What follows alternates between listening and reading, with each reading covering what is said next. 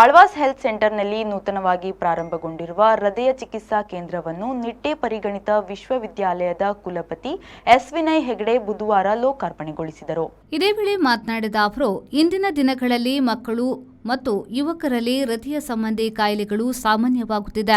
ಸಮಯೋಚಿತ ಚಿಕಿತ್ಸೆ ದೊರೆಯದಿದ್ದರೆ ಜೀವಕ್ಕೆ ಅಪಾಯವಾಗಬಹುದು. ಈ ನಿಟ್ಟಿನಲ್ಲಿ ಆಳ್ವಾಸ್ ಆರೋಗ್ಯ ಕೇಂದ್ರವು ಜನಸಾಮಾನ್ಯರ ಆರೋಗ್ಯ ಕಾಳಜಿಯನ್ನು ಮನಗಂಡು ಮಹತ್ವದ ಹೆಜ್ಜೆಯಾಗಿ ಹೃದಯ ಚಿಕಿತ್ಸಾ ಕೇಂದ್ರವನ್ನು ಆರಂಭಿಸಿರುವುದು ಅತ್ಯಂತ ಶ್ಲಾಘನೀಯ ಎಂದು ಹೇಳಿದರು. ಅಸಾಧ್ಯ ಅಂತ ನನ್ನ ಭಾವನೆ. ನೀವು ಅದನ್ನು ಮನಸ್ಸಿನಲ್ಲಿಟ್ಟು ನಾನು ಅದರಲ್ಲಿ ಲಾಭ ಮಾಡಬೇಕಂತ ಹೇಳುವುದಿಲ್ಲ, ಆದರೆ ನಷ್ಟ ಆಗದ ರೀತಿಯಲ್ಲಿ ನೀವು ಆಸ್ಪತ್ರೆಗಳನ್ನು ನಡೆಸಬೇಕು. ಮತ್ತು ಡಾಕ್ಟ್ರುಗಳಿಗೆ ಕೂಡ ಒಂದು ಮಾತು ಹೇಳ್ತೇನೆ, ಏನೆಂದರೆ ನೀವು ಈ ಸಂಸ್ಥೆಯಲ್ಲಿ ಸೇರಿದ ನಂತರ ದಿನನಿತ್ಯ ಬದಲಾವಣೆ ಮಾಡುವ ಆಲೋಚನೆ ಮಾಡಬಾರ್ದು. ಯಾಕೆಂದರೆ ಇವತ್ತಿನ ದಿನಗಳಲ್ಲಿ ನಾಳೆ ಪುತ್ತೂರಿನಲ್ಲಿ ಆಗ್ಬೋದು, ಮತ್ತೊಂದು ಕಡೆ ದಿವಸದಲ್ಲಿ ದಕ್ಷಿಣ ಕನ್ನಡ ಕರ್ನಾಟಕದ ಎಲ್ಲ ಡಿಸ್ಟ್ರಿಕ್ಟ್ನಲ್ಲಿ ಕೂಡ ಮೆಡಿಕಲ್ ಕಾಲೇಜ್ ಹಾಕ್ತಾ ಇರುತ್ತೆ ಒಂದು ಮಾತಿದೆ. ಆಗ ಅಧ್ಯಾಪಕರು ಇವತ್ತು ಬರ್ತಾರೆ, ನಾಳೆ ಒಂದು ದಿನ ನೋಟಿಸ್ ಕೊಟ್ಟು ಹೋಗ್ತಾರೆ. ಈ ರೀತಿಯಲ್ಲಿ ವಿದ್ಯಾಸಂಸ್ಥೆಯನ್ನು ನಡೆಸೋದು ಅಸಾಧ್ಯ. ವಿದ್ಯಾರ್ಥಿಗಳು ದೃಷ್ಟಿಯಿಂದ ನೋಡೋದಾದರೆ ಒಬ್ಬ ಒಳ್ಳೆಯ ಅಧ್ಯಾಪಕ ಅದೇ ಸಂಸ್ಥೆಯಲ್ಲಿ ಇರಬೇಕು.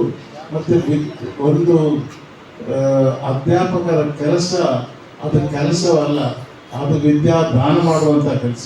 ಎಜೆ ಸಮೂಹ ಸಂಸ್ಥೆಗಳ ಅಧ್ಯಕ್ಷರಾದ ಡಾಕ್ಟರ್ ಎಜೆ ಶೆಟ್ಟಿಯವರು ಮಾತನಾಡಿ, ಸಮಯವೇ ಅತ್ಯಂತ ಮುಖ್ಯವಾಗಿರುವ ಹೃದಯ ಚಿಕಿತ್ಸೆಯು ಈಗ ಸ್ಥಳೀಯವಾಗಿ ಲಭ್ಯವಿರುವುದು ಅನೇಕ ಜೀವಗಳನ್ನು ಉಳಿಸಲು ಸಹಕಾರಿಯಾಗಲಿದೆ ಎಂದರು.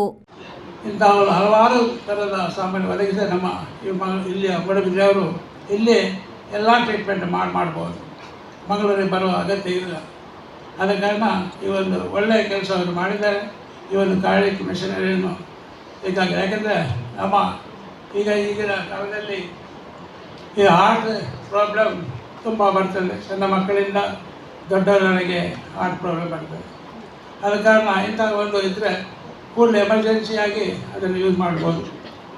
ಯಾಕೆಂದರೆ ಇದು ನಾವು ಹೇಳೋದು ನಮ್ಮ ಹಾರ್ಟ್ ಇದ್ದರೆ ಮಾತ್ರ ನಾವೊಂದು ಬದುಕಲಿಕ್ಕೆ ಸಾಧ್ಯ.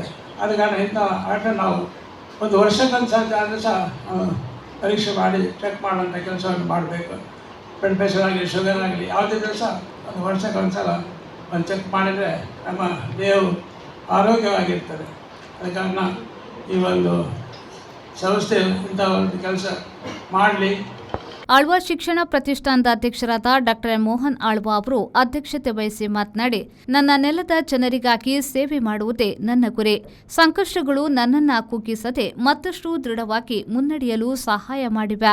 1980ರ ದಶಕದಲ್ಲೇ ಆರಂಭವಾದ ಈ ಆರೋಗ್ಯ ಕೇಂದ್ರದ ಮೂಲಕ ಜನರಿಗೆ ಕನಿಷ್ಠ ಶುಲ್ಕದಲ್ಲಿ ತಜ್ಞರ ಸೇವೆ ನೀಡುತ್ತಿರುವ ನೆಮ್ಮದಿ ನನಗಿದೆ ಎಂದು ಹೇಳಿದರು. ಸಾಮಾನ್ಯವಾಗಿ ಸ್ವಲ್ಪ ವಿದ್ಯಾಭ್ಯಾಸ ಅರ್ಥಪೂರ್ಣವಾಗಿ ಹೋಗಬೇಕು ಅಂತ ಆಚೆ ಮಾಡಿಕೊಂಡು ಹಿಂದೆ ಮುಂದಿನ ಹೋಗುವಾಗ ಇಂಜಿನಿಯರಿಂಗ್ ಕಾಲೇಜುಗಳು ಆದಷ್ಟು ಬೆಳೆದುಕೊಂಡು ಬಂದಾಗ ನನ್ನ ಗುರು ಸಮಾನರಾದಂಥ ವಿನಯದೇವರು ಕರೆದು ನನ್ನನ್ನು ಒಂದು 2-3 ಗಂಟೆ ನನ್ನನ್ನು ಅವರ ಚೇಂಬರ್ನಲ್ಲಿ ಡಿಸ್ಕಷನ್ ಮಾಡಿ, ನೀನು ಇಂಜಿನಿಯರಿಂಗ್ ಕಾಲೇಜಿಂದ ಮಾಡಲೇಬೇಕು, ನೀನು ಮಾಡಿಕೊಟ್ಟುವ ಪ್ರಶ್ನೆ ನಾನು ಹೇಳಿದ್ದನ್ನು ಕೇಳಲೇಬೇಕು ಅಂತ ನನಗೆ ಅಪ್ಪಣೆ ಮಾಡಿದಾಗ ನನಗೆ ಅಪ್ಪಣೆ ಮಾಡಿ ನೀನು ಇಂಜಿನಿಯರಿಂಗ್ ಕಾಲೇಜ್ ಈ ಸಲ ಇರಲೇಬೇಕು ಅಂತ ಅವರ ಮಾತನ್ನು ಕೇಳಿಕೊಂಡು ಕಡೆಗೆ ನಾವು ಇಂಜಿನಿಯರಿಂಗ್ ಕಾಲೇಜ್ ಮೆಡಿಕಲ್ ಕಾಲೇಜ್ ಮಾಡೋ ಪ್ರಶ್ನೆ ನನಗೆ ಹಿಂದೆ ಉಳಿದಿಲ್ಲ. ನನ್ನ ಬಹಳ ಆಪ್ತರಾದಂಥ ಡಾಕ್ಟರ್ ಶಂಕರ್ ನಾಯ್ಕರು ಗೊತ್ತಿದೆ, ನನ್ನ ಹಾಗೆ ಅವರಿಗೂ ಆತ್ಮೀಯ.